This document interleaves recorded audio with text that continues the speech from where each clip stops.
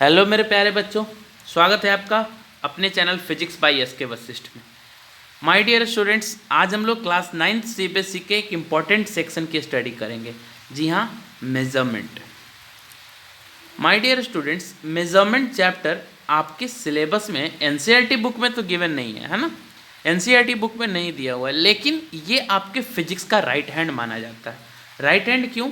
क्योंकि आप जो कुछ भी फिजिक्स में सॉल्व करेंगे, है ना, चाहे वो न्यूमेरिकल्स हो या फिर थ्योरेटिकल क्वेश्चंस हो, आपको मेजरमेंट वाले कॉन्सेप्ट की ज़रूरत पड़ेगी, है ना। इसलिए हम लोग मेजरमेंट चैप्टर पहले स्टडी करके फिर आपके 9th में जो चैप्टर्स हैं उसकी स्टडी करेंगे। आपके 9th वाले बुक में हालांकि स्टार्ट मोशन से हुआ है एनसीईआरटी में, है ना, लेकिन मेजरमेंट चैप्टर आपके एससी वर्मा बुक में दिया हुआ है। अगर आप क्वेश्चंस बनाना चाहते हैं तो उस बुक से भी क्वेश्चंस बनाएंगे। क्वेश्चंस तो आप तब बनाएंगे, पहले आपको पढ़ना होगा, है ना, कि मेजरमेंट होता क्या है, या फिर मेजरमेंट से रिलेटेड क्या क्या टॉपिक्स हैं आपके, और या फिर कैसे इसका यूज हम लोग न्यूमेरिकल्स में करते हैं सर। ठीक है ना। तो माय डियर स्टूडेंट्स, अगर मेजरमेंट की बात की जाए तो ये आपकी डेली लाइफ का एक्टिविटी है। डेली लाइफ की एक्टिविटी कहने का मतलब कि आप डे टू डे लाइफ में मेजरमेंट करते हो, है ना, चीज़ों को मेजर करते हो, है ना। मेजरमेंट बेसिकली अगर कंसेप्चुअली आपको समझने की ज़रूरत है कि सर मेजरमेंट प्रोसेस का मतलब क्या होता है, या इनफैक्ट मेजरमेंट में हम लोग करते क्या हैं, तो चलिए एक एग्जाम्पल लेते हैं। मान लिया आपके घर में चावल पड़ा हुआ था, है ना, ढेर सारा चावल पड़ा हुआ था, बड़ा सा पैकेट, है ना, चावल हो या फिर कोई भी अनाज पड़ा हुआ था। And your mom asked you, आपकी माँ ने आपसे पूछा या फिर कहा कि बेटा जाओ चावल बाजार में बेच के आओ, है ना, चावल को बाजार में बेच के आओ, है ना। तो आपको ये बात नहीं पता थी कि उस पैकेट में, उस थैले में कितना चावल है ना। ये आपको पता था कि इसमें क्या है, तो चावल, ये आपको पता था, लेकिन आप इस बात से अनजान थे कि उस पैकेट में कितना चावल है। अब आपके दिमाग में ये सवाल घूम रहा है कि चावल कितना लेके जाएंगे बाजार, या फिर दुकानदार को बेचेंगे तो कैसे बेचेंगे। तो आपने क्या की, आप किचन गए और एक कटोरी उठा के लाया वहाँ से, कटोरी, है ना, क्या उठा के लाया, कटोरी। और आपने क्या किया, उस कटोरी से चावल को मापना शुरू कर दिया। कैसे मापना शुरू करेंगे आप, ध्यान दीजिए। आपने क्या करना शुरू किया, आपने ये देखना शुरू किया कि उस पूरी पैकेट में चावल कितनी बार कटोरी से निकालने पे खत्म हो जाता है। मतलब आप क्या देख रहे हैं कि उस पूरे पैकेट में कितनी बार कटोरी कटोरी करके चावल आप निकालते हो और पूरी चावल क्या हो जाती है, खत्म हो जाती है। मान लिया टोटल 200 कटोरी चावल आपने निकाला और आपका पैकेट क्या हो गया, खाली हो गया। 200 कटोरी चावल आपने निकाला और आपका पैकेट क्या हो गया, खाली हो गया। मतलब आप समझ गए कि हमारे बोरे में, हमारे पैकेट में टोटल कितना चावल था, 200 कटोरी। कितना चावल था, 200 कटोरी। माय डियर स्टूडेंट्स, मेरे प्यारे बच्चों, यही तो मेजरमेंट था। अरे आपने मेजरमेंट ही तो करा। क्या किया आपने, मेजरमेंट किया। आपने किया क्या, इनफैक्ट ये जो चावल वाली क्वांटिटी थी, ये जो चावल वाली वैल्यू थी, इसको आपने कंपेयर कर दिया किसके साथ, कटोरी के साथ। क्या कटोरी आपके लिए नॉन वैल्यू था, हाँ सर। क्या चावल आपके लिए अननोन वैल्यू था, नॉन वैल्यू का मतलब इसको आप जानते थे, है ना, कि ये कटोरी कितना, तो सर इतना। लेकिन क्या आप चावल को जानते थे कि चावल कितना था, नहीं। तो ये आपके लिए अननोन वैल्यू और ये वाली वैल्यू आपके लिए नॉन वैल्यू। और आपने क्या कर दिया, कंपैरिजन कर दिया। क्या कर दिया, कंपैरिजन कर दिया। ये देखा कि ये पूरे चावल में ये पूरी कटोरी कितनी दफ़ा आता है। तो ये जो कंपैरिजन आपने इस अननोन वैल्यू का किया है, किसके साथ, नोन वैल्यू के साथ, यही प्रोसेस तो क्या कहलाता है, मेजरमेंट। अब समझ में आया, यही प्रोसेस जिसमें आप किसी भी अननोन वैल्यू को नोन वैल्यू से कंपेयर करते हो, क्या कहलाता है, मेजरमेंट। मान लिया मैं आपको कहूँ कि ये जो आपके बेड का या फिर बेंच है क्लासरूम में, इस बेंच का जो टॉप है इसकी लंबाई कितनी है ना, इसकी लंबाई कितनी है, बताओ। आपको मीटर सेंटीमीटर का कॉन्सेप्ट नहीं पता है, तो आप क्या करते हैं, आप तो नाम सुने होंगे इसका, बित्ता, जानते हो ना, बित्ता, इसको हैंडस्पैन बोलते हैं, बित्ता, है ना।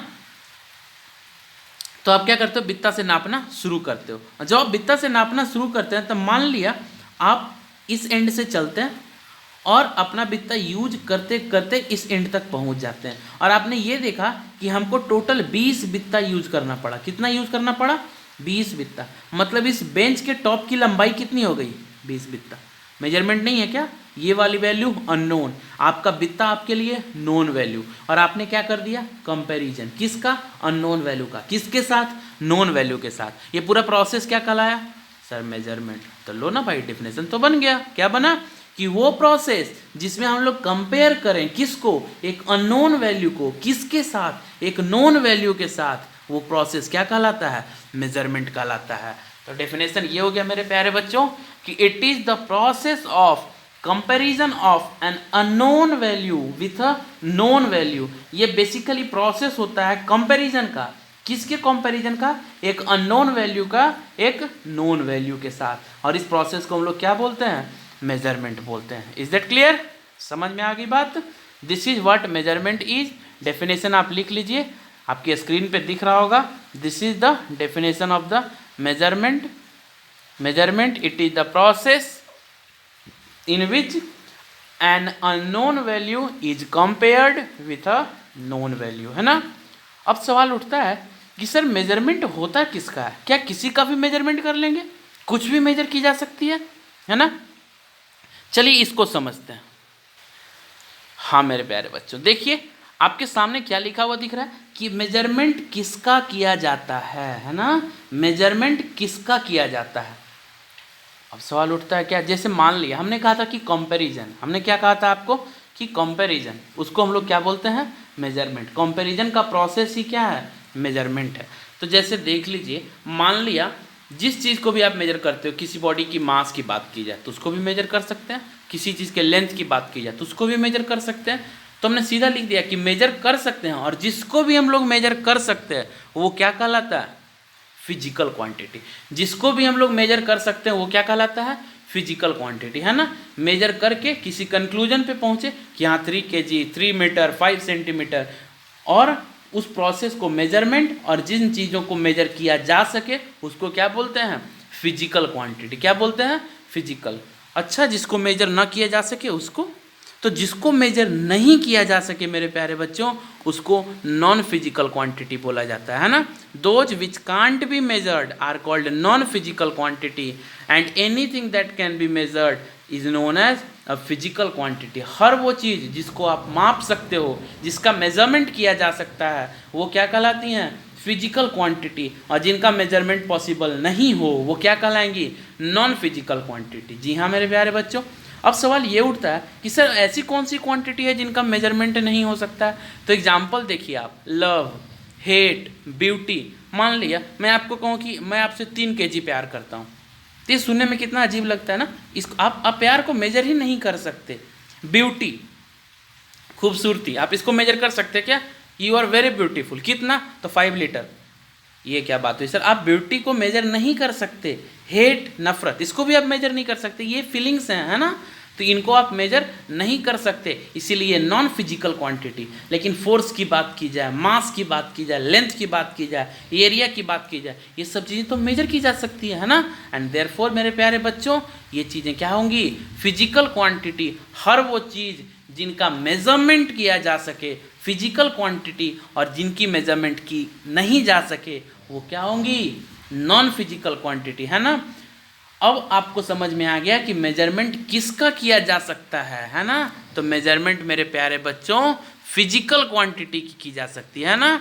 मीन्स फिजिकल क्वांटिटी ही ऐसी चीज़ है जिनका मेजरमेंट हो सकता है, और जिनको हम लोग मेजर नहीं कर सकें वो क्या कहलाती हैं?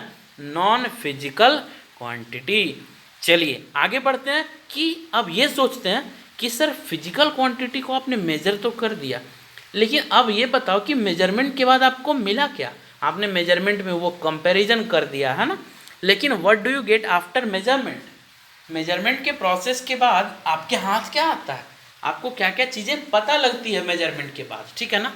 चलिए इसको समझने की कोशिश करते हैं। तो हाँ मेरे प्यारे बच्चों, what do we get after measurement? Measurement के बाद मिलता क्या है आपको? जैसे वो एग्जाम्पल लेते हैं, मेजरमेंट में आपने वो चावल वाला एग्जाम्पल मैं लूँ, और आपने मेजर करने के बाद आप खुद को किस कंक्लूजन पे पहुँचाए थे कि सर 200 कटोरी। कितना चावल था? तो सर 200 कटोरी। हाँ, यानी 200 कटोरी चावल मेजरमेंट के बाद आपको मिला तो इस 200 कटोरी में क्या क्या चीज़ें थी। एक तो वो वाली कटोरी जो आपकी कौन सी वैल्यू थी, नोन वैल्यू। कौन सी वैल्यू, नोन वैल्यू। और एक वो नंबर, कौन, नंबर। कैसा नंबर, ये वो नंबर है जो हमको बता रहा है कि ये पूरी कटोरी उस पूरे पैकेट में कितनी दफ़ा आई थी, है ना। मतलब मेजरमेंट के बाद आपके पास दो चीज़ें होंगी, एक नोन वैल्यू जिसको आपने यूज करा था मेजरिंग के लिए, और दूसरी number of times the known value occur. Number of times the known value occur, number of times the known value occur, it means कि वो नोन वैल्यू कितनी दफ़ा आता है, किस में, उस अननोन वैल्यू में। मतलब जब आप अननोन वैल्यू को नोन वैल्यू के साथ कंपेयर कर रहे थे तो उस कंपैरिजन के बाद आपके पास दो चीज़ें होंगी, एक द नोन वैल्यू इटसेल्फ और एक वो नंबर, मतलब number of times the known value occur in the unknown value. हाँ सर, ये दो चीज़ें तो हमको मिलेंगी। तो जो नोन वैल्यू आपने यूज करा वो यूनिट बन जाती है। क्या बन जाती है, यूनिट। क्या बन जाता है, यूनिट। और जितनी दफ़ा वो आता है वो नंबर बन जाता है। वो क्या बन जाता है, नंबर बन जाता है। मतलब मेजरमेंट के बाद आपको दो चीज़ें प्राप्त हुई, एक यूनिट और दूसरा नंबर। एक यूनिट और दूसरा नंबर, और ये दोनों मिलके क्या बन जाता है, मैग्नीट्यूड। जी हाँ मेरे प्यारे बच्चों, वो दोनों मिलके क्या बन जाता है, मैग्नीट्यूड। ठीक है ना। अच्छा सर ये बात है, मतलब वो दोनों मिलके मैग्नीट्यूड बन गया और मेजरमेंट के बाद आपके पास दो चीज़ें आई, यूनिट और नंबर। सर इसका मतलब कटोरी तो यूनिट हो गया, इसका मतलब कटोरी तो यूनिट हो गया। हाँ सर कटोरी यूनिट हो गया, लेकिन क्या हम कटोरी को यूनिट मान सकते हैं, क्या हम लोग कटोरी को यूनिट मान सकते हैं। अब इसके बारे में तो आपको आइडिया नहीं है।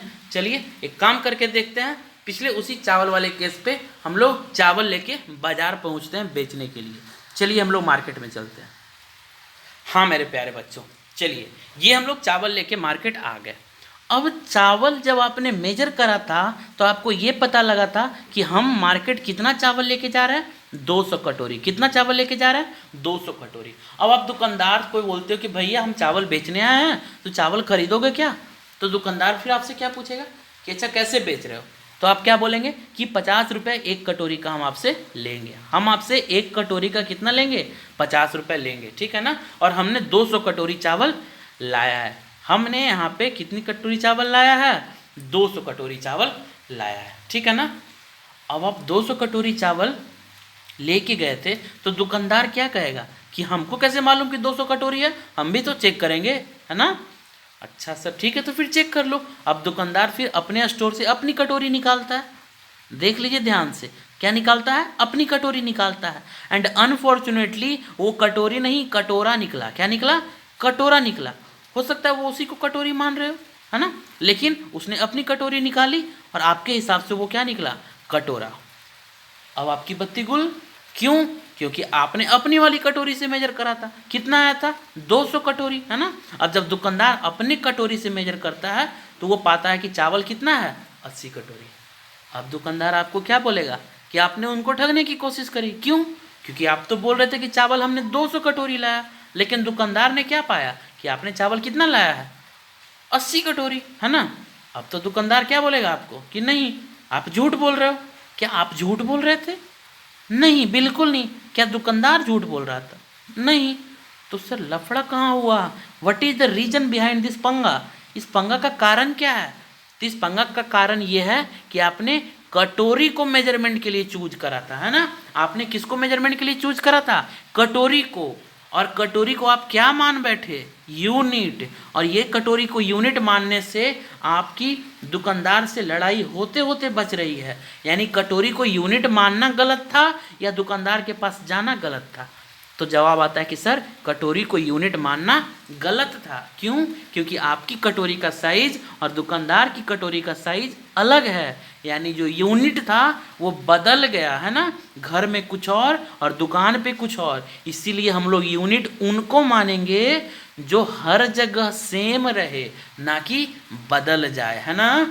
इसलिए जब भी आप किसी भी वैल्यू को यूनिट मानेंगे, यानी मेजरमेंट के लिए जिस नॉन वैल्यू का आप यूज करोगे, आप ध्यान रखिए कि पर्सन टू पर्सन बदलना नहीं चाहिए, प्लेस टू प्लेस बदलना नहीं चाहिए, ठीक है ना। कुछ और एग्जांपल्स देके मैं समझाने की कोशिश करता हूँ आपको।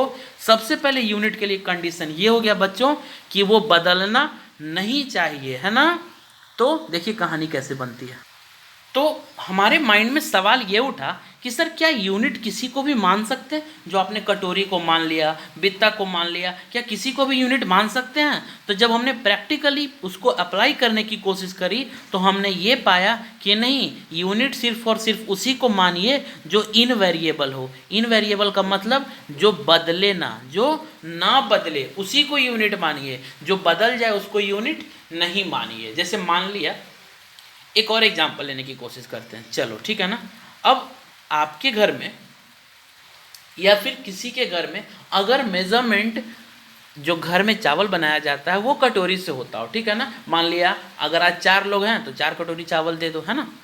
अब अगर वो कटोरी जो थी वो अगर ग्लास की बनी हो, ग्लास मतलब शीशे की बनी हो, है ना, और अगर शीशे की कटोरी हो, किसी दिन गलती से अगर किसी के हाथ से छूट जाए तो उस कटोरी का क्या हो जाएगा सर? सत्यानाश, है ना। उस कटोरी का क्या हो जाएगा? सत्यानाश। अब क्या करोगे आप? अब दूसरी कटोरी निकालोगे, है ना। तो दूसरी कटोरी से मेजरमेंट होना चाहिए, तो प्रॉब्लम तो अराइज होंगी। लेकिन इस कटोरी के टूटने के बाद क्या टूट गया? यूनिट टूट गया, क्योंकि इस कटोरी को आपने क्या माना था? यूनिट माना था। और यूनिट टूट गया मतलब डिस्ट्रॉय हो गया। तो ऐसा सुने हो कि मान लिया सोचिए कहीं से न्यूज आया कि आज बम विस्फोट में मीटर मारा गया, आज बम विस्फोट में सेंटीमीटर मारा गया, आज बम विस्फोट में किलोग्राम की मौत। ऐसा सुने क्या? नहीं सर, यूनिट को डिस्ट्रॉय ही नहीं किया जा सकता। मतलब यूनिट वैसा होना चाहिए जिसको डिस्ट्रॉय नहीं किया जा सके। मतलब unit should be indestructible in nature. Indestructible मतलब उसको डिस्ट्रॉय नहीं किया जा सके। That should be the second characteristic for unit. वो यूनिट की दूसरी कैरेक्टरिस्टिक होनी चाहिए। चलिए तीसरा लेते हैं, है ना। तीसरा क्या समझते हैं? पहला कंडीशन कि इनवेरिएबल हो मतलब बदले ना। दूसरा क्या हो? इनडिस्ट्रक्टिबल। इनडिस्ट्रक्टिबल मतलब उसको कोई तोड़ फोड़ ना कर सके। तीसरा कंडीशन क्या लेते हैं? मान लिया कोई राज्य है, किंगडम, है ना। वहाँ राजा ने अनाउंस कर दिया कि मेरे राज्य में ज़मीन का जितना मेजरमेंट होगा वो मेरे पैर यानी फुट के हिसाब से होगा। अब राजा का पैर, है ना, देखिए मैं फिगर बना दे रहा हूँ, मेरी ड्राइंग बहुत ज़्यादा अच्छी है इसलिए जलिएगा मत, है ना। तो राजा के पैर से मेजरमेंट होता है ना 1 फुट, है ना। राजा ने अनाउंस कर दिया कि मेजरमेंट मेरे पैर से ही होगा। जिन किसी को भी ज़मीन की माप करवानी हो वो मुझे बुलाएं और मेजरमेंट मेरे पैर से किया जाएगा। धीरे धीरे राजा बूढ़ा हो गया और राजा की मौत हो जाती है, मान लिया।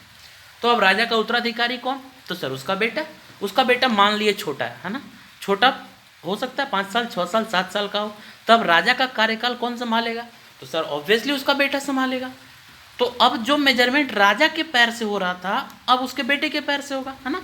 और अगर अब उसके बेटे के पैर से होता है तो क्या लोग उसको एज ए यूनिट कंसीडर करेंगे? क्यों? क्योंकि राजा के पैर से पहले ज़्यादा जमीन मापी जाती थी, अब इसके बेटे का पैर छोटा, है ना। अब क्या करेंगे लोग? इसको एक्सेप्ट ही नहीं करेंगे। लोगों को ये यूनिट कबूल ही नहीं होगी। तो यूनिट ऐसा बनाइए कि लोग उसको ईजिली स्वीकार कर सकें, है ना। And this should be the third condition, that is it should be easily acceptable. It should be easily acceptable मतलब लोग उसको ईजिली स्वीकार कर सकें। That should be the third condition for unit. मतलब अगर यूनिट कोई भी वैल्यू कोई यूनिट मानना है तो आप इनवेरिएबल होने चाहिए, इंडिस्ट्रक्टिबल होना चाहिए और वो ईजिली एक्सेप्टेबल होना चाहिए। और तीसरा सबसे लास्ट वाला चौथा कंडीशन ये हो कि it should be easy to use, है ना, या फिर कन्वीनियंट इन यूज। उसको यूज करने में लोगों को सुविधा होनी चाहिए। जैसे मान लिया आप मार्केट जाते हैं बच्चों, है ना, और मार्केट जाके आप देखते हो कि कपड़ा मेजर करने के लिए मीटर स्केल यूज किया जाता है। सोचो अगर मीटर स्केल बहुत लंबा होता कि उसको कैरी करने के लिए ही 10 लोगों की ज़रूरत पड़ती, है ना, 10 लोगों 15 लोगों की ज़रूरत पड़ती। तो सोचिए कहीं अगर मीटर का मेजरमेंट होना हो तो पहले 10 लोग को बुलाया जाता, फिर यूनिट को मंगवाया जाता और तब मेजरमेंट का प्रोसेस किया जाता। तो ये तो इम्प्रॉपर होता ना। मतलब यूनिट जो भी आप कंसिडर करेंगे उसमें कुछ बातों का ध्यान रखेंगे कि वो इनवेरिएबल हो, बदले ना, है ना। जैसे मान लिया मीटर रॉड को ही अगर मेटल का बना दिया जाए, है ना, मेटल बोले तो धातु, तो क्या होगा उसका, उसमें थर्मल एक्सपेंशन होता है, हीट के साथ फैलता है, सिकुड़ता है ना, तो फिर वो गड़बड़ हो जाएगी, इसलिए वो इनवेरिएबल होना चाहिए। दूसरा इनडिस्ट्रक्टिबल, कोई उसको डिस्ट्रॉय नहीं कर सके। तीसरा ईजिली एक्सेप्टेबल, लोग उसको आसानी से स्वीकार लें। और चौथा कि वो कन्वीनियंट इन यूज होना चाहिए, मतलब उसको यूज करने में सुविधा होनी चाहिए, है ना। तब इन चारों कंडीशंस को फुलफिल करते हुए हम यूनिट को मानेंगे। यानी अगर कोई भी वैल्यू आपके पास आती है और कहेगी कि हम यूनिट बनना चाहते हैं, हम क्या बनना चाहते हैं, यूनिट बनना चाहते हैं, तो हम उनसे 4 सवाल पूछेंगे कि क्या आप इनवेरिएबल हैं, अगर बोलता है यस, क्या आप इंडिस्ट्रक्टिबल हैं, अगर बोलता है यस, क्या आप इजीली एक्सेप्टेबल हैं, यस, क्या आप कन्वीनियंट इन यूज हैं, मतलब क्या आपको यूज करने में सुविधा होगी, तो बोलता है यस, तो कहेंगे ठीक है, तो फिर आपका यूनिट्स की दुनिया में स्वागत है। लेकिन अगर इन चारों में से किसी एक का भी जवाब आपने नो बोल दिया तो आप यूनिट बनने के लायक नहीं है ना। तो ये तो हुआ यूनिट का कॉन्सेप्ट। अब सवाल है कि सर तो यूनिट का डेफिनेशन भी बता दीजिए लगे हाथ, है ना। तो चलिए यूनिट का डेफिनेशन मैं लिख दे रहा हूँ, आप उसको नोट कर लेंगे। अब देखिए कैसे डिफाइन करते हैं। देखिए यूनिट को आपने रैंडमली चूज किया है ना, रैंडमली चूज कर लिया कोई भी वैल्यू, लेकिन इस स्टैंडर्ड पे वो फिट होना चाहिए, है ना। तो डेफिनेशन बन गया कि आर्बिट्ररी चूजन मतलब रैंडमली चूजन, इस स्टैंडर्ड पे फिट होने वाला मतलब स्टैंडर्ड वैल्यू, लेकिन करेगा क्या, तो मेजरमेंट करवाएगा। तो लिख दिया हमने कि the arbitrary chosen standard value, arbitrary chosen standard value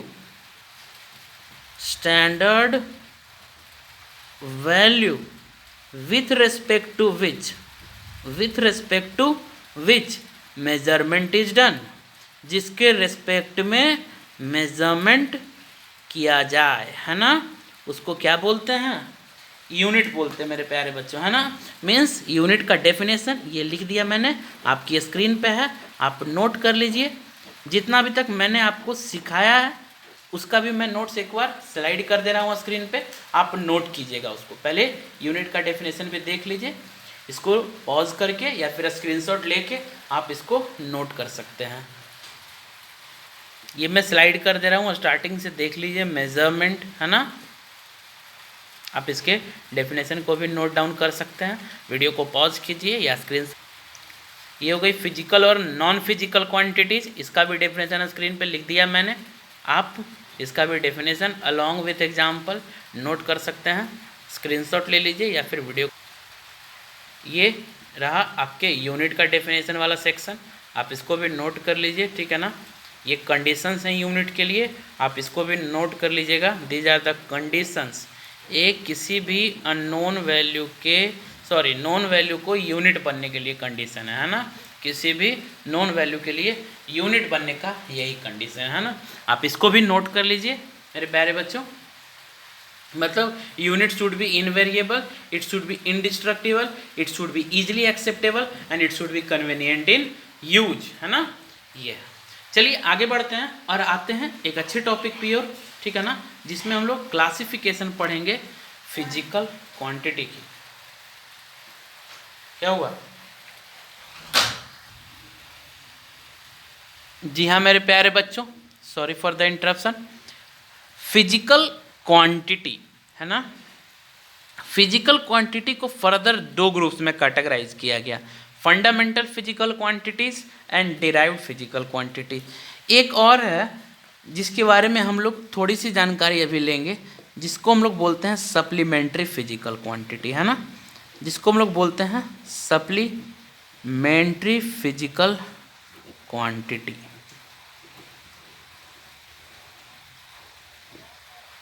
जी हाँ, इसके बारे में हम लोग डिटेल्ड स्टडी तो आगे करनी है, लेकिन हल्का सा इंट्रोडक्शन मैं आपको बता दूंगा आगे। तब तक यहाँ देखिए, सबसे पहला टाइप आता है फंडामेंटल, और दूसरी टाइप आती है डिराइव्ड, और तीसरा टाइप आएगा सप्लीमेंट्री, है ना मेरे प्यारे बच्चों। तो सबसे पहले समझते हैं कि फंडामेंटल फिजिकल क्वांटिटीज़ क्या होता है ना। तो फंडामेंटल फिजिकल क्वांटिटी, जैसे मान लिया मैं आपसे बोलूँ कि बताओ इस सरफेस की लेंथ कितनी है, इस सरफेस का लेंथ कितना है, तो आप मान लिया बोलते हो कि सर 5 मीटर, आपने क्या किया, आपने एक सर स्केल उठाया और आपने लेंथ मेजर कर दिया, है ना। हाँ सर यही तो किया मैंने, तो this is how length is measured, है ना। लेकिन क्या आपको मैं पूछूं कि बताओ इस सरफेस का एरिया कितना है, तो आप क्या कहोगे कि सर पहले लेंथ बताओ, फिर आप विड्थ बताओ, तब मैं आपको एरिया बताऊं। मतलब आप एरिया के लिए डिपेंड कर रहे हो किस पे, लेंथ पे और विड्थ पे, लेकिन आप लेंथ के लिए किसी पे डिपेंड नहीं थे। मतलब लेंथ कैसी क्वांटिटी थी, इंडिपेंडेंट थी, उसका किसी पे डिपेंडेंसी नहीं था। लेकिन अगर एरिया की बात की जाए तो वो डिपेंड कर रही थी किस पे, लेंथ पे और विड्थ पे। इसीलिए फंडामेंटल फिजिकल क्वांटिटीज वो क्वांटिटी होती हैं जो नेचर में कैसी हों, इंडिपेंडेंट हो, जो क्या हो, इंडिपेंडेंट हो, उनका किसी पे डिपेंड करना नहीं हो, है ना। वैसी क्वांटिटीज को हम लोग क्या बोलेंगे, फंडामेंटल फिजिकल क्वांटिटीज, है ना। इनको आप डायरेक्टली किसी भी एपरेटस से भी मेजर कर सकते हो, इनको आप डायरेक्टली किसी एपरेटस से भी मेजर कर सकते हो। Is that clear. इसको आप डायरेक्टली किसी भी एपरेटस से मेजर कर सकते हैं। ये नेचर में इंडिपेंडेंट होती हैं, इनका किसी पे डिपेंड करना नहीं होता है।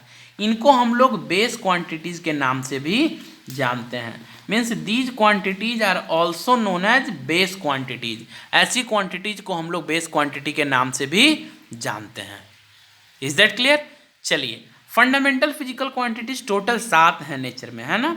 There are 7 fundamental physical quantities, total 7 हैं। कौन कौन, उसका नाम आपने पहले भी पढ़ा होगा, है ना। एक बार फिर से देख लीजिए, अगर नहीं पढ़े हैं तो इसमें तो जानना ही है आपको। नाम आपके स्क्रीन पे दिख रहा है ना।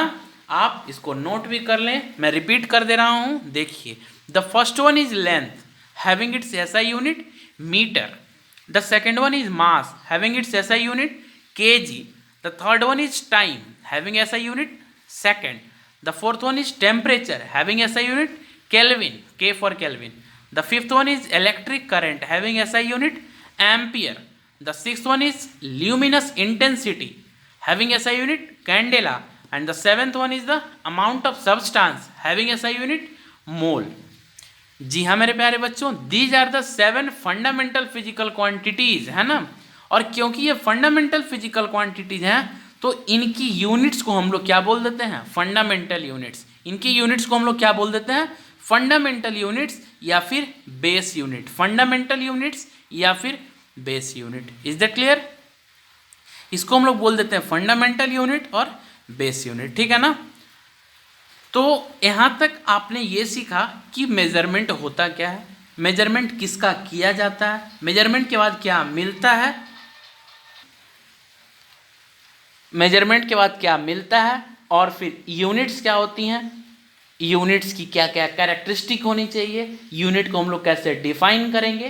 फिर फिजिकल क्वांटिटीज़ के टाइप्स में हमने सबसे पहला टाइप पढ़ा फंडामेंटल फिजिकल क्वांटिटीज़। इसके बाद की क्लास में हम लोग मेरे प्यारे बच्चों यूनिट्स पे कुछ और जानकारी अर्जित करेंगे, है ना। कुछ और डिटेल में पढ़ेंगे यूनिट्स के बारे में, उसको लिखने का तरीका, system of units, conversion of units, ये सारी चीज़ों की स्टडी हम लोग अगले क्लास में करेंगे। तब तक आप इतने टॉपिक्स को नोट कीजिए, रिवाइज कीजिए, नोट्स तैयार कीजिए और इसको कंसेप्चुअली मेमोराइज करने की कोशिश कीजिए। मिलता हूँ आपसे अगले लेक्चर में, तब तक के लिए goodbye, thank you for watching. और अगर आपने अभी तक चैनल को सब्सक्राइब नहीं किया तो कृपया चैनल को जाकर सब्सक्राइब कर लें, ताकि आपको हर एक चैप्टर का नोटिफिकेशन और रेगुलर अपडेट्स मिलता रहे। Thank you.